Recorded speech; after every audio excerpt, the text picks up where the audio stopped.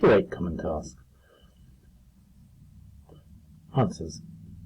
What word best describes the hazard shown by the symbol? So, this one is flammable, so the answer is flammable. If we look, so put the letter A in here, so make sure we're following the scheme expected. Second one, what one does this represent? So if we look back up here, if you're not sure, which one looks likely? Toxic, to do with death, so I would say this one here represents toxic. So I'm using the information shown here to actually help me out. Dangerous to the environment could be one worth thinking about.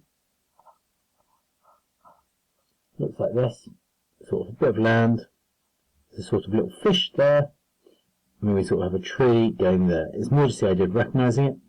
Then oxidising is maybe one which people might most likely have got wrong. It looks exactly the same as this, but effectively someone's drawn an O in front of it. So I would start by drawing a line if I was ever drawing oxidising, draw an O just above it like this, and then I would draw some flames around it. So that's what I would say oxidising looks like. So the next one is, what does the symbol for corrosive look like? If you think about corrosive, it means it's going to burn away your skin.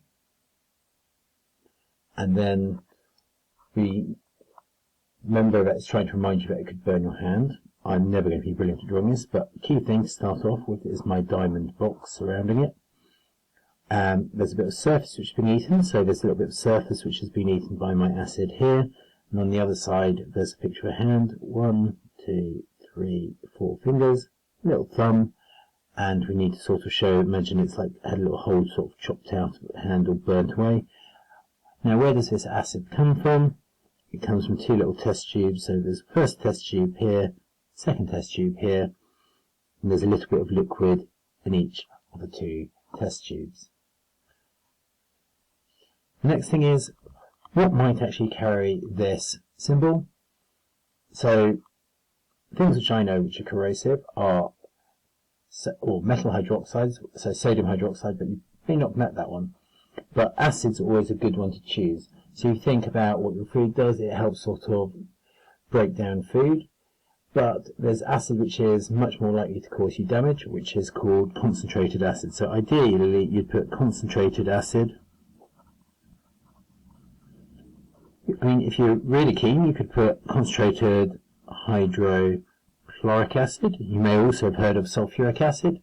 Something else which is corrosive, if you remember this from when you were looking up hazards at home, another one might also be bleach. What's meant by the term corrosive? It means it can cause burns, or even serious burns, or make holes in surfaces. This piece of equipment, it's got this bit here, so it looks like it maybe could hold sort of quite a large sort of object, I suppose, or something which has quite a large surface area. So this is a test tube holder. Now, other pieces of equipment, tongs, are sort of singular pieces of metal.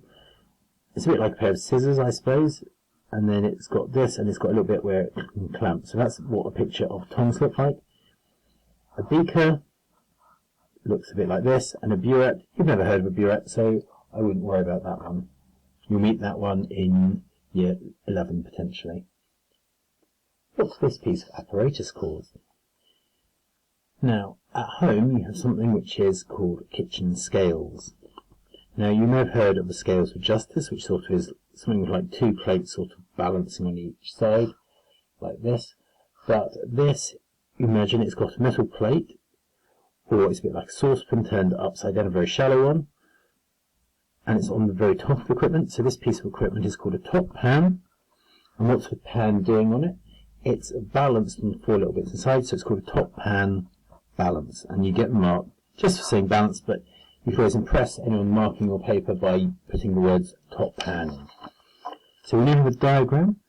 Now, if we look at this, it could be a glass rod, but it looks like the little marks on it, and I'm hoping maybe your diagram might be slightly better. So this looks like a thermometer. Then here we have a flask which has got a rather conical shape to it, a bit like a cone, so this is a conical flask.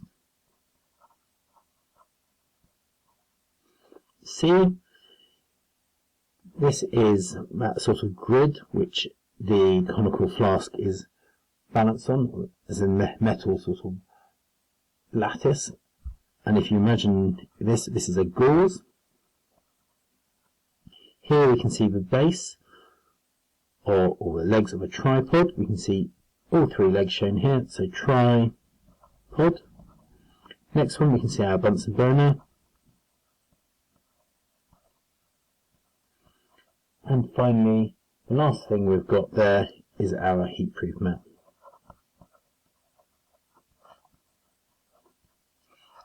Now, the next bit of a question says, draw a labelled scientific diagram and do not forget the label. So we're going to have to draw it again and we're going to have to label it again.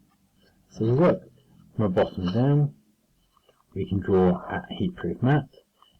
You can either have as a line or as two parallel lines joined, so it's like that. On top of that we have our tripod. So we have our two lines sloping inwards, which means it's going to be more stable. And on the top we have the solid line, which represents this sort of triangular part of the tripod. Then we draw a series of X's.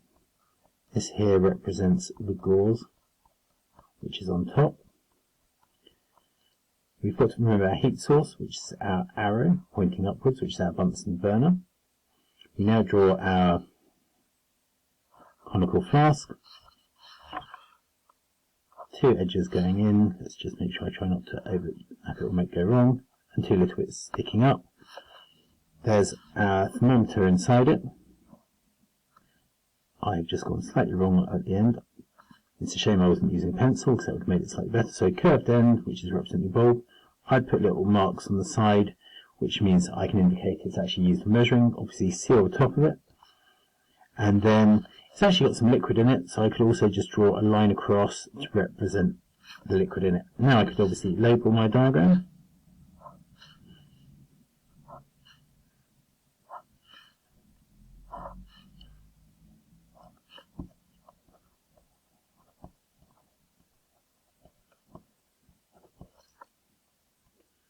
And there is a picture of my final diagram. To be fair, the only thing I haven't actually mentioned on that is some sort of liquid here. The other thing is, just going back a little back, it says set up to heat and take the temperature of a liquid. So it's talking about taking the temperature of a liquid. It does suggest that a Bunsen burner is what this piece of equipment here would be, rather than just some sort of glass stirring rod. We've got the top of two measuring cylinders here. The one on the right is a 25 milliliter one, and it tells you its accuracy is plus or minus 0.5 milliliters.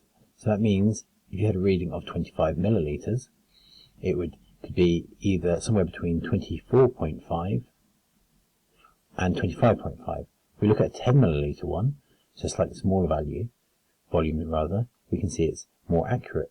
So 10 milliliters, if we had a measurement of 10 milliliters, it could either be 10.2 or 9.8.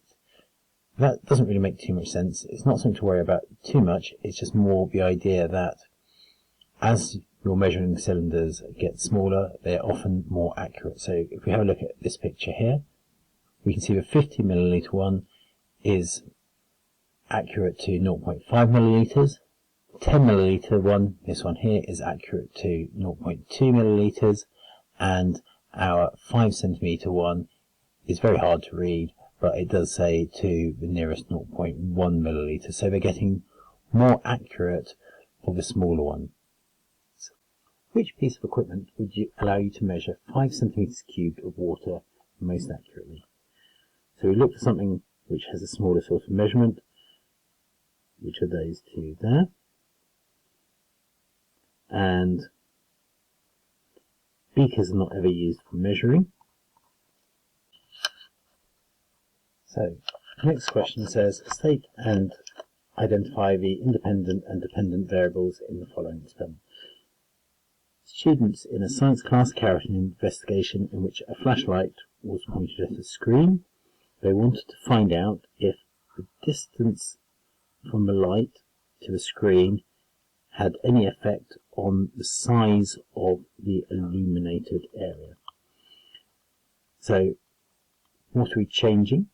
This is the thing we look like we change, so that's the thing we're changing. Effect, so if you eat asparagus, does it have any effect on you? So effect is sort of what happens as a result of it. So this is what you could measure. Again, if you're not sure, we could always try to do a little picture. This is my picture of a little light, and we're sort of looking at the distance of a light to a screen. There's a light here and the screen's now here, and we're trying to think the illuminated area might say be from here to here on this one, and from here it might be from here to here. So we're seeing that what we're changing is the distance from screen to light. So the independent variable here is distance from the light to the screen, and what we're measuring is size of illuminated area. So we've now got the second part, the score on the final test. The score on the final test dependent on number of revision questions the student completed. So score is an outcome, what you can measure.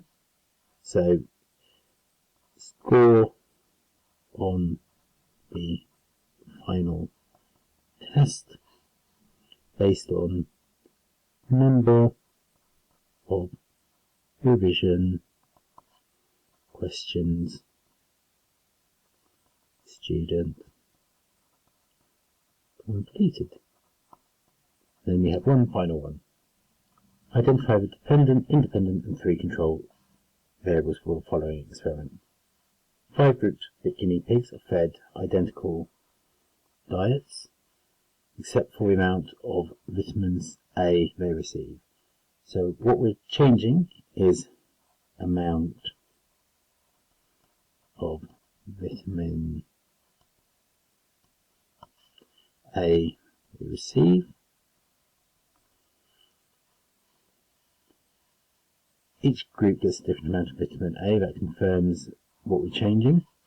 After 3 weeks, so we've got 3 weeks, so we've got same amount of time. Guinea pigs are weighed to see if amount has affected their weight. So what we can measure the change in weight. So we've got to give 3 control variables. So what can we think about guinea pigs? I'm sure we could have different sorts of guinea pig. So we could obviously have same breed of guinea pig. What else could we have? So identical diets, so same diet. We've got those, but what else could we have? Again, if you think weight actually does fluctuate during the day, so weigh at same time of day for all. We could also think about other things which maybe we could talk about keeping the same. So maybe the same amount of water, and if we're rather than the amount of water, water's got volume, so same volume of water. Food, we could say same amount of food, but even better, rather than the same amount of food, we could say same mass or weight of food. So that's that one covered, hopefully, and hopefully you haven't got any questions about that one. Just had another thought. Again, if you think about a hot environment versus a cold environment, if you're in a cold environment, you might use more energy to keep yourself warm, so you want to obviously have them in the same environment.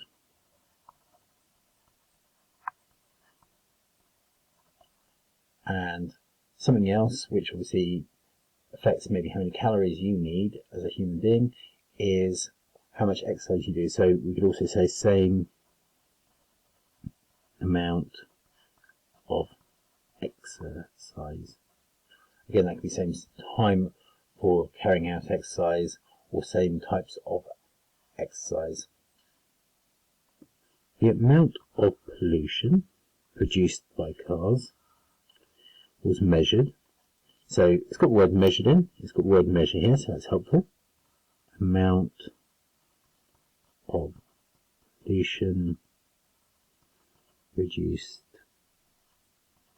by cars was measured using the fuels of either petrol or diesel. So what we're changing is a fuel type.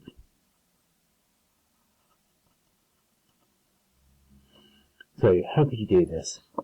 Pollution, so if you imagine driving a car, you don't want maybe travel the same distance. So pollution or same journey time. What else could we have? We could also have same car or car type, because obviously cars don't just take petrol or diesel, so trying to keep cars about the same as possible. And then what else could we have? Make sure maybe, I suppose we could measure it by using the same volume of fuel, because maybe that would be one way of thinking about it. So same volume of fuel. Again, same journey time. Thinking about what you could also do the same journey. E.g. a one with same amount of hills. So, writing predictions. A student conducted an experiment to investigate the effect of chemicals on plants as described below. So two groups of plants were planted in identical pots. So we have a control variable with identical soil, another control variable, identical lighting, another control variable, temperature, again same control variable, identical amounts of water, fertilizer. Each day, or every day rather, group 2 plants also got a small amount of acid mixed with the water they received. So, got to come up with a prediction. So saying if we do something, then something else. So you can imagine if ... something, then. So maybe what could acid do? If they receive acid,